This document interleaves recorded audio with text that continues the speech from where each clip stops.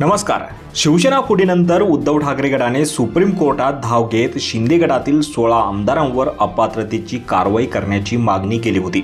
मात्र सुप्रीम कोर्टाने हे प्रकरण विधानसभा अध्यक्ष राहुल नार्वेकर यांच्याकडे सोपवलं होतं।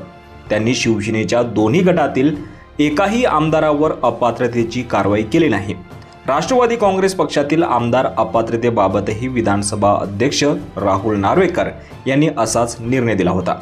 त्यामुळे शरद पवार गट आणि उद्धव ठाकरे गटाने पुन्हा एकदा सुप्रीम कोर्टात धाव घेत याचिका दाखल केली आहे। एकनाथ शिंदे यांच्यासोबत गेलेल्या आमदारांना अपात्र केलं नाही म्हणून शिवसेना ठाकरे गटाच्या सुनील प्रभू यांनी याचिका दाखल केली आहे। तर अजित पवार यांच्यासोबत गेलेल्या आमदारांना अपात्र न केल्याबद्दल शरद पवार गटाचे नेते जयंत पाटील यांनी सुप्रीम कोर्टात याचिका दाखल केली आहे। या दोन्ही याचिकेवर आता 23 जुलै रोजी सुनावणी पार पडणार आहे। त्यामुळे सुप्रीम कोर्ट आमदार अपात्रतेचा निर्णय बदलणार का याकडे संपूर्ण महाराष्ट्राचं लक्ष लागून आहे।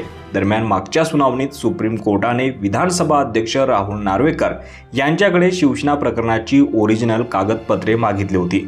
त्यामुळे राहुल नार्वेकर ही कागदपत्रे सादर करण्याची शक्यता आहे।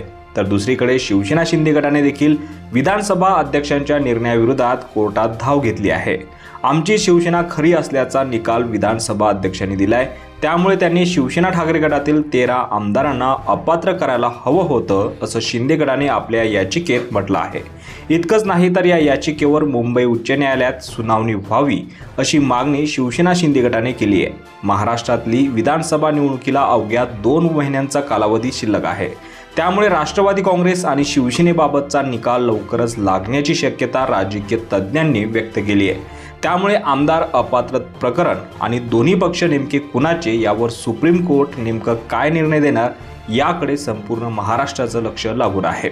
यावर तुम्हाला काय वाटतं? तुमची प्रतिक्रिया कमेंट बॉक्समध्ये नक्की कळवा आणि असंच राजकीय घडामोडी पाहण्यासाठी चॅनलवर नवीन असाल तर सबस्क्राईब करून बेल आयकॉन दाबायला विसरू नका। धन्यवाद।